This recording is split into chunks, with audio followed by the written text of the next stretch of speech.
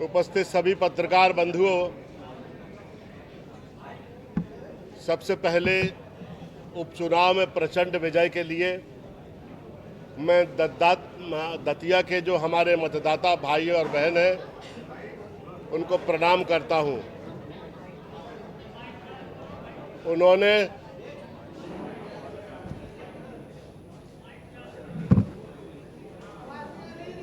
अपने जनादेश के द्वारा सरकार को जगाने का काम किया है। मध्य प्रदेश में इस 5 वर्षों में 4 उपचुनाव हुए 2.5 सालों में। बुधनी में उपचुनाव हुआ और अप्रत्याशित रूप से भारतीय जनता पार्टी के 1 लाख वोट कम हुए।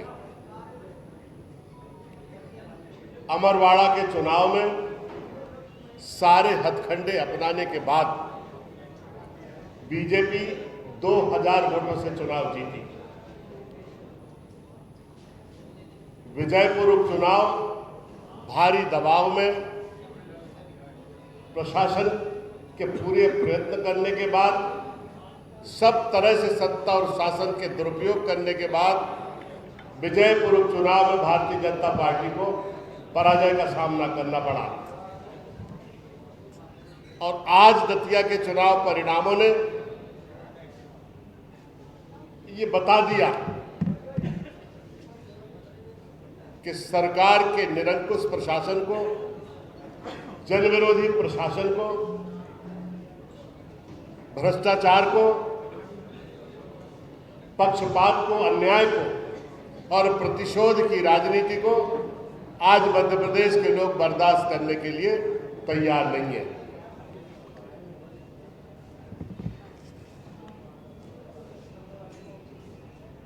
हम लोग ऐसा मानते हैं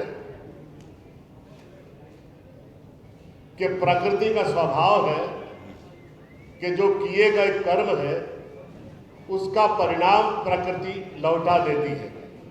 प्रकृति का स्वभाव लौटा देने का है। पहाड़ पर खड़े होकर आवाज लगाओ, 7 बार लौटती। किसी खेत में 1 दाना डालो तो 10 दाने वापस लौटते हैं। जिस मात्रा में व्यक्ति के हृदय से घृणा, हिंसा, असहिष्णुता, अन्याय की भावना बाहर निकलेगी, उससे कई गुनी प्रकृति लौटा देती। और जिस मात्रा में व्यक्ति के हृदय से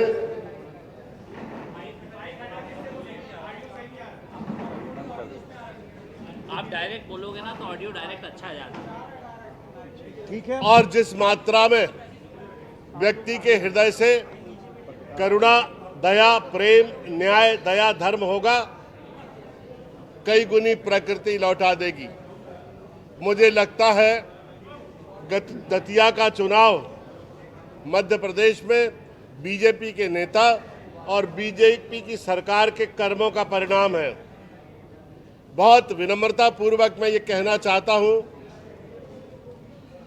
कि जिस तरह से अंधेरे में देश जा रहा है, जिस तरह से देश में अलगाव, अशांति, समुदायों में समन्वय की कमी, असुरक्षा है, बहुत चिंता का विषय है। किसानों की समस्याओं को देखिए। हमारे देश का धरती के रंग जैसा किसान किस तरह से संघर्ष कर रहा है और किस तरह से अपनी समस्याओं से जूझ रहा है। खाद मिल नहीं रहा, महंगा हो गया। बीज महंगा हो गया। केमिकल फर्टिलाइजर महंगा हो गया।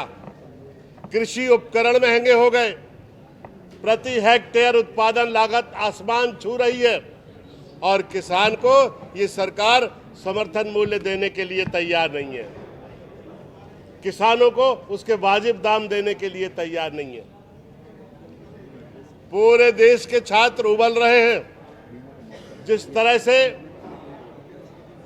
परीक्षाओं को पक्षपात और अन्याय का विषय बनाकर हमारी भविष्य की शिल्पकारों के साथ, भविष्य की पीढ़ी के साथ जिस तरह का मजाक भारतीय जनता पार्टी की सरकार कर रही है उसका परिणाम आप लोग देख रहे हैं। पिछले दिनों आपने देखा अन्याय का प्रतिकार करने वाले हमारे स्कूल के, कॉलेज के विद्यार्थियों के साथ जिस तरह का क्रूर व्यवहार इस सरकार ने किया है, भारत के इतिहास में ऐसा उदाहरण देखने को नहीं मिलता है।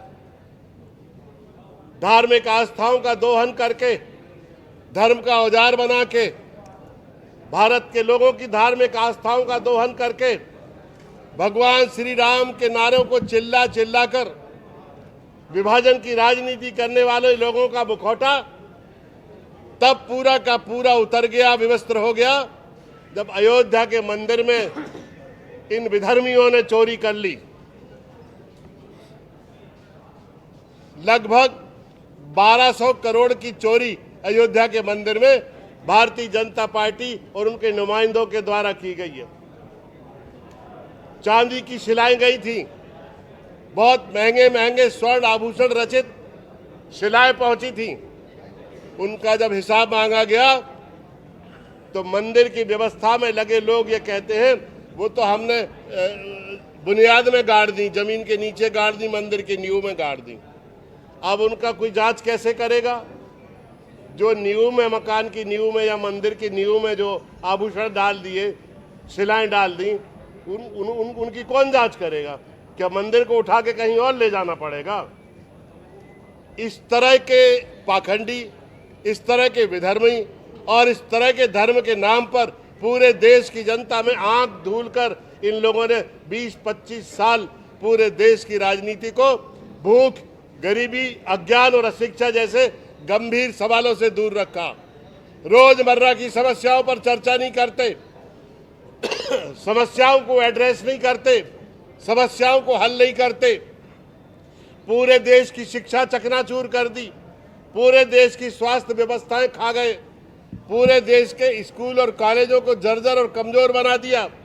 सारे देश में, चाहे वो कृषि का क्षेत्र हो, चाहे वो सिंचाई परियोजनाओं का क्षेत्र हो, चाहे विद्युत परियोजनाओं का क्षेत्र हो, चाहे विद्यार्थियों की परीक्षाएं हो, जो भी देश में 70 साल में जो एक संस्कृति बनाई थी कांग्रेस पार्टी ने और देश के नेताओं ने, अपने पैरों के नीचे रौंद रहे हैं और धार्मिक आस्थाओं का नारा देकर ये लोगों के वोट कबाड़ लेते हैं और फिर लोगों को अलग कर देते हैं।